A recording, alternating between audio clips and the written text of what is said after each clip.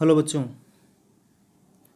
आज जो कविता हम लोग पढ़ने जा रहे हैं उसका नाम है पेड़ का दर्द। और यह कविता नई कविता आंदोलन के तीसरे शतक के कवि सर्वेश्वर दयाल सक्सेना जी की लिखी हुई है। सर्वेश्वर दयाल सक्सेना जी नई कविता के कवि रहे हैं, तीसरे शतक के कवि हैं। सच्चिदानंद हीरानंद व शयन अज्ञेय की जो काव्य शैली है लगभग उसी ढर्रे पर चले हैं ये, लेकिन फिर भी इनकी एक अलग खासियत है। इनकी कविता में एक सहजता है। इनकी कविता अपने आसपास की चिंताओं से, अपने आसपास घट रही घटनाओं से उद्भूत होती है, निकलती है और उनका समाधान खोजने की कोशिश करती है। और इस समाधान में आम आदमी का जो रोल होता है वह बहुत इम्पोर्टेंट होता है। प्रश्न भी उसी से होता है और उत्तर भी उसी के पास होता है। पेड़ का दर्द कविता ये हमारे सरोकार से ही संबंधित कविता है कि हम मनुष्य जो कि बेस्ट क्रिएशन ऑफ गॉड माने जाते हैं, वो क्यों इस तरह से होते जा रहे हैं कि हम प्रकृति के द्वारा प्रदत्त जो निधियां हैं उनको धकियाते जा रहे हैं। उनको हम वह तरजीह, वह महत्व नहीं दे रहे हैं जो उन्हें दिया जाना चाहिए। पेड़ ने अपना दर्द बताया। जैसे आदमी का दर्द होता है, आदमी अपना दर्द अपने बंधु बांधवों से बांटता है, तो पेड़ का दर्द भी हम ही हैं जो बांट सकेंगे। प्रश्न भी हमसे ही है और इस प्रश्न का समाधान भी हमारे पास ही है। इसलिए पेड़ अपना दर्द हमसे बांट रहा है कि हमारे भीतर अगर थोड़ी बहुत इंसानियत होगी तो हम उसके दर्द को समझेंगे, सहानुभूति होगी तो हम उसके दर्द को समझेंगे। क्या कहती है कविता? कुछ धुआं, कुछ लपटें, कुछ कोयले, कुछ राख छोड़ता, चूल्हे में लकड़ी की तरह मैं जल रहा हूं। मुझे जंगल की याद मत दिलाओ, हरे भरे जंगल की जिसमें मैं संपूर्ण खड़ा था। चिड़ियां मुझ पर बैठ चहचहाती थी, धामिन मुझसे लिपटी रहती थी।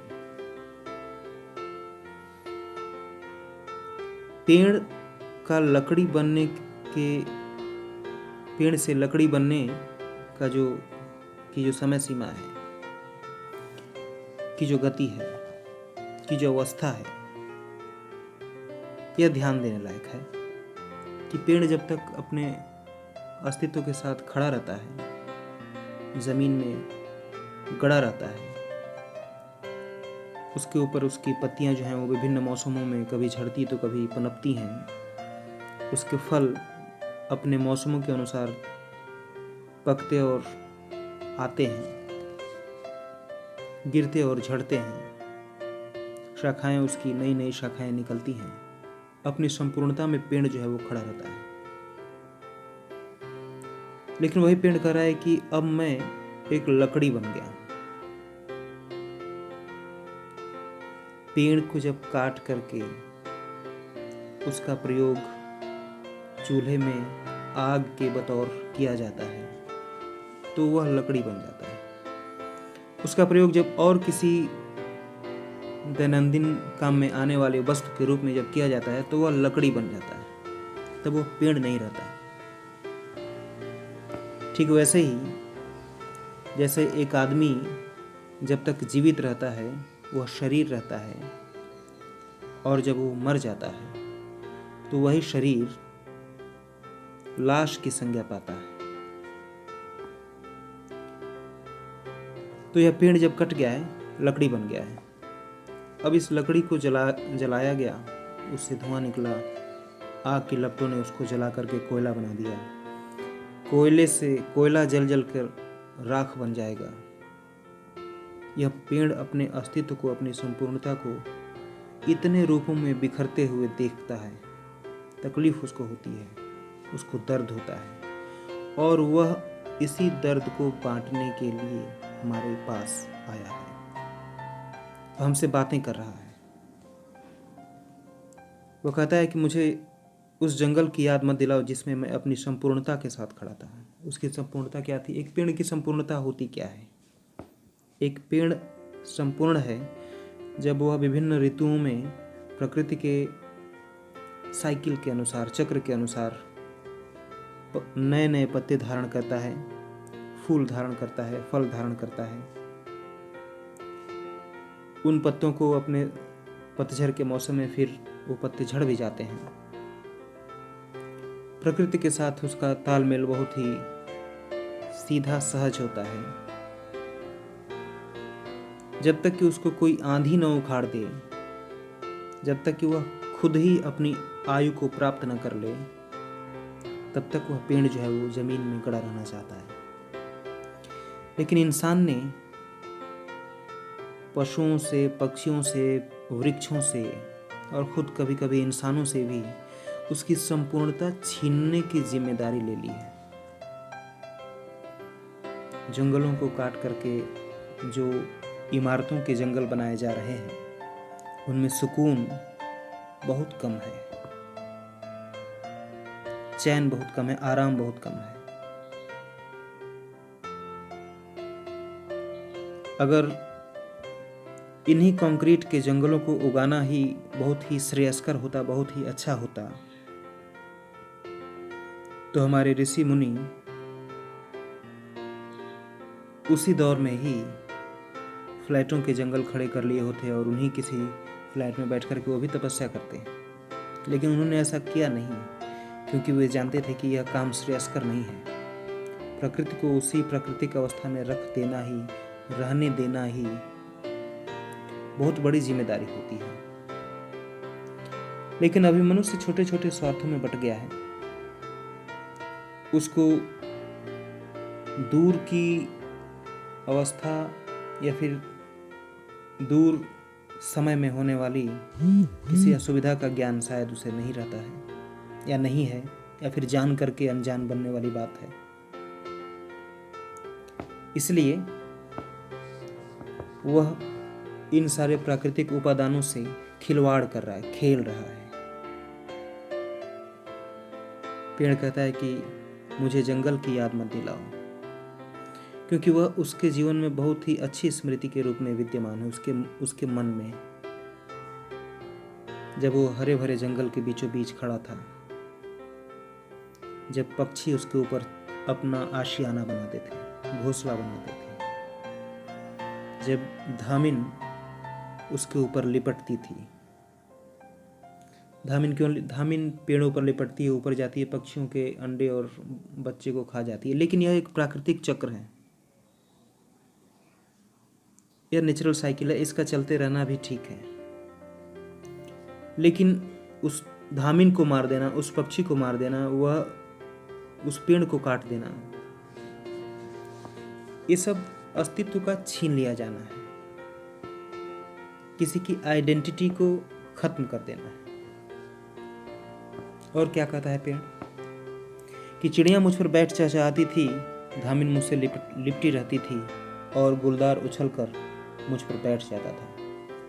गुलदार एक प्रकार का, एक प्रजाति का बंदर होता है। बंदरों का काम शाखा मृगुन को कहते हैं, एक शाखा से दूसरी शाखा पर वो उछलते कूदते रहते हैं। तो ये बंदरों का उछलना, धामिन का लिपटना, चिड़ियों का पेड़ की डालियों पर आशियाना बनाना, घोंसले बनाना, चहचहाना, यही तो है वो प्रकृति जिसको हम लोग कृत्रिम रूप से अपने घरों में पक्षियों की आवाज़ लगाते हैं, कृत्रिम रूप से प्लास्टिक के फूल खरीद करके लाते हैं, उनको अपने घर में सजा लेते हैं और हमको लगता है कि वाह कितने खूबसूरत फूल लग रहे हैं। और जो असली फूल होते हैं, जो असली वृक्ष होते हैं, जो असली पक्षी होते हैं, उनको देखने के लिए, निहारने के लिए हमारे पास वक्त नहीं रहता है।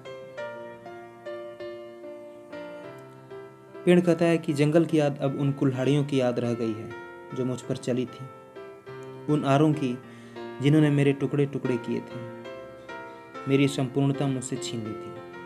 पेड़ को काटा जाता है आरियों से। आरा, आरी छोटी जो शॉ होती है, SAW सॉ, और उसी का बड़ा रूप आरा और उसी का बहुवचन आरों। कुल्हाड़ियाँ, एक्सेस, जंगल के पेड़ों को कुल्हाड़ियों से और आरों से काटा जाता है। अब तो इतनी नई तकनीक आ गई है कि काटने में ज़्यादा वक्त भी नहीं लगता। एक बार आपने मशीन का स्विच ऑन किया और कई सारे पेड़ कुछ ही मिनटों में कट करके गिर जाते हैं। यह इंसान तरक्की कर रहा है, लेकिन ये कैसी तरक्की है? इंसान उसी का फल जो है वो आए दिन भोगता है, लेकिन उसको सीख जो है वो नहीं मिलती है। पेड़ कह रहा है कि अब जंगल की याद अब उन कुल्हाड़ियों की याद रह गई है जो मुझ पर चली थी कभी, उन नारों की जिन्होंने मेरे टुकड़े टुकड़े किए थे। किसी के टुकड़े टुकड़े कर दिए जाना, उसकी संपूर्णता उसे छीन लेना है। लोग कहते हैं कि टुकड़ों में बट कर के जीना कोई जीना नहीं होता, संपूर्णता सबको चाहिए। टुकड़ों में बटे रहने से आदमी की मन स्थिति जो है वह भी ठीक नहीं रहती है। तो जब मनुष्य ठीक नहीं रहता इस टुकड़ों में बटी हुई जिंदगी के कारण, तो एक पेड़ जो है वो कैसे ठीक रहेगा? उसको याद है कि किस तरह से चूल्हे में लकड़ी की तरह मैं जल रहा हूँ, बिना यह जाने कि जो हांडी चढ़ी है उसकी खुद बुद्ध झूठी है, या उससे किसी का पेट भरेगा, कि आत्मा तृप्त होगी बिना यह जाने कि जो चेहरे मेरे सामने हैं वो मेरी आँच से तमतमा रहे हैं या गुस्से से। पेड़ एक बारगी यह भी सोचता है कि चलो ठीक है, एक न एक दिन तो मुझे गिरना ही था, सूखना ही था, लकड़ियों के रूप में चीरा जाना ही था, जलाया जाना ही था। तो चलो ठीक है, मान लो कि अगर लकड़ी बना करके लोग मुझे चूल्हे में लगा करके जला रहे हैं, लेकिन क्या यह जो मेरा जलाया जाना किसी के लिए सचमुच काम आ रहा है क्या? वह अपनी सार्थकता पर एक प्रश्न चिन्ह खड़ा करता है कि ठीक है, मैं जल रहा हूँ चूल्हे में, तो चूल्हे के ऊपर जो हांडी चढ़ी है उस पर कुछ बन रहा है, क्या इससे किसी की भूख मिटेगी? अगर मुझे जला करके किसी के लिए कोई व्यंजन बना करके, कोई भोजन बना करके अगर किसी की भूख मिटाई जाती है, तब पेड़ जो है कहता है कि तब इस बात को मैं मान लेता हूँ कि चलो ठीक है, मेरा इस तरह से इस्तेमाल हुआ, इस तरह से मेरा प्रयोग किया गया कि मुझे किसी की भूख मिटाने के लिए मुझे जलाया गया। तब वह इस बात से अपने आप को संतुष्ट कर सकता है। यह पेड़ का एक बहुत ही उदार चरित्र यहाँ पर बताया गया है कि वह अपने को मिटाकर के भी दूसरे की संतृप्ति में ही अपनी संतृप्ति खोजता है। यह संतों की परिभाषा होती है। और वृक्षों की हमारे यहाँ पूजा, पत्थरों की पूजा जो है वो इसलिए होती है, हमारी संस्कृति वृक्षों को इसलिए पूजती है क्योंकि पेड़ देवता के प्रतीक माने जाते हैं। उन्होंने सिर्फ देना सीखा है, लेना नहीं सीखा। और जो देवता की श्रेणी के जो लोग होते हैं वे भी सिर्फ देना जानते हैं, लेना नहीं जानते। पेड़ पूछता है कि यह जो हांडी मेरे ऊपर चढ़ी है, मुझे चूल्हे में लगा करके जो हांडी चढ़ाई गई है, उसकी खुद बुद्ध, यानी कि उसमें जो भी द्रव्य पक रहा है, जो पानी चढ़ाया गया है, उसकी खुद बुद्ध, पानी के उबलने की जो आवाज़ होती है उसको खुद बुद्ध कहा गया है। वह उबलने की आवाज़ क्या सचमुच है? क्या किसी के लिए इसमें कोई व्यंजन बनेगा? क्या किसी का पेट भरेगा? क्या किसी की आत्मा तृप्त होगी? आत्मा तृप्त होगी। भूखा आदमी जो है वो विद्रोही हो जाता है। कहते हैं कि भूखे भजन न होई गोपाला। और जब भूख को शांत किया जाता है तब आदमी अपने मस्तिष्क को दूसरे किसी काम में लगा सकता है, तब उसकी आत्मा तृप्त होती है। हम लोग भगवान की भी जब पूजा करते हैं तो भले भगवान खाएं या नहीं खाएं, लेकिन हम उनको प्रसाद चढ़ाते हैं। तो भोजन को ग्रहण करने की और भोजन को ग्रहण करके आत्मा को तृप्त करने की यह प्रक्रिया जो है यह भी प्रकृति से ही मिला है। फोटोसिंथेसिस जो आप लोग पढ़ते हैं विज्ञान में, प्रकाश संश्लेषण, फोटोसिंथेसिस, वो क्या है? वृक्ष भी अपने भोजन को प्राप्त कर रहे हैं तब उनकी आत्मा तृप्त होती है। मनुष्य और प्राणी भी भोजन अपनी आत्मा को तृप्त करने में लगे हुए हैं। पेड़ पूछता है कि अगर किसी का पेट भरता है, किसी की आत्मा तृप्त होती है, तब मुझे खुशी होती है। लेकिन यह जाने बगैर कि जो चेहरे मेरे सामने हैं वो मेरी आँच से तमतमा रहे हैं या गुस्से से, वे मुझे उठा कर चल पड़ेंगे या मुझ पर पानी डाल सो जाएंगे, या वह नहीं जानता है। चेहरों का आग की आंच से तमतमाने का अर्थ क्या है? क्रोधित होना। कि क्या यह जो कुछ भी समाज में घट रहा है, जो कुछ भी बुरा हो रहा है, उसमें ये जो लोग हैं जिन्होंने मुझे चूल्हे में जला करके रखा है, क्या मेरी एक लकड़ी ऐसे उठा करके मसाल के रूप में वो आगे बढ़ जाएंगे और सब गलत जो हो रहा है उसको ठीक करने की कोशिश करेंगे? कोई आंदोलन करेंगे कि जो चेहरे मेरे सामने हैं वो मेरी आँच से तमतमा रहे हैं या गुस्से से? आँच जब पड़ती है, जब टेम्परेचर, आँच माने गर्माहट, आग की गर्माहट, आँच जब पड़ती है हमारे हाथों पर, जब हम आग को जला करके आग को सेंकने दोनों हाथ उसके ऊपर रखते हैं तो उसकी आँच लगती है, उसका टेम्परेचर हमको फील होता है। तो लोगों के गुस्साए हुए चेहरे को देख करके, तमतमाए हुए चेहरे को देख करके पेड़ पूछता है कि क्या ये मेरी आँच से तमतमा रहे हैं या गुस्से से? वे मुझे उठाकर चल पड़ेंगे, यानी कि मेरी लकड़ी से जलती हुई आग को क्या ये मशाल के रूप में, क्रांति की मशाल के रूप में ये प्रयोग करने वाले हैं, या मेरे ऊपर पानी डाल देंगे और सो जाएंगे, या सब कुछ सह लेंगे जो कुछ भी गलत हो रहा है? क्योंकि समाज है, समाज में अच्छी बुरी सारी बातें हो रही हैं, तो बुरी जो बातें हो रही हैं उनकी संख्या ज़्यादा है। तो क्या उन बुरी बातों के अगेंस्ट में मुझे इस तरह भी प्रयोग किया जाएगा कि मुझे उठा करके मशाल के रूप में लेके चला जाएगा और वह व्यक्ति मेरे इस मशाल से क्रांति की आग लगाएगा, या ज़रूरतों के नाम पर वह प्रतिकार नहीं करेगा, पानी डाल करके सो जाएगा? जंगल की याद मुझे मत दिलाओ। अगली स्टेंजा में कवि कहते हैं कि एक एक चिंगारी झरती पत्तियां हैं जिनसे अब भी मैं चूम लेना चाहता हूं इस धरती को जिसमें मेरी जड़ें थी। पेड़ कह रहा है कि मेरी जो पत्तियां झड़ रही हैं, पीले ही होकर के, जो रक्तिम होकर के, लाल होकर के जो झड़ रही हैं पत्तियां, वह महज पत्तियां नहीं है, वो केवल पत्तियां नहीं है, वह चिंगारी है। और यह चिंगारी जब जमीन पर गिरती है, धरती को टच करती है, धरती को जब ये छूती है, तो मैं ही इस धरती को, जिस धरती पर मैं कभी खड़ा था, चूमता हूँ। एक एक चिंगारी झरती है पत्तियां, पत्तियों का झरना और चिंगारी का यह रूप देना। कभी यह कहना चाहते हैं कि मेरे भीतर जो क्रोध है, मेरे भीतर जो बौखलाहट है, वह मेरी पत्तियों के रूप में झड़ रहा है और वह एक एक चिंगारी है। यह चिंगारी हो सकता है एक न एक दिन सुलगेगी और फिर इससे फिर लपटें उठेगी प्रतिरोध की,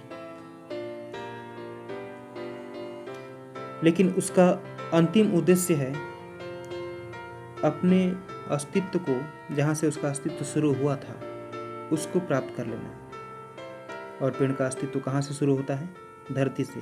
धरती के अंदर छुपे हुए बीज से। एक बीज से पौधा जो है वो बनता है, पौधे से धीरे धीरे वह पेड़ बनता है और ऊपर वह पेड़ के रूप में बढ़ता है और धरती के नीचे उसकी जड़ें जो हैं वो मिट्टी को पकड़े हुए होती हैं। अपनी मिट्टी से उखड़ करके लोगों का अस्तित्व जो है वो खत्म हो जाता है।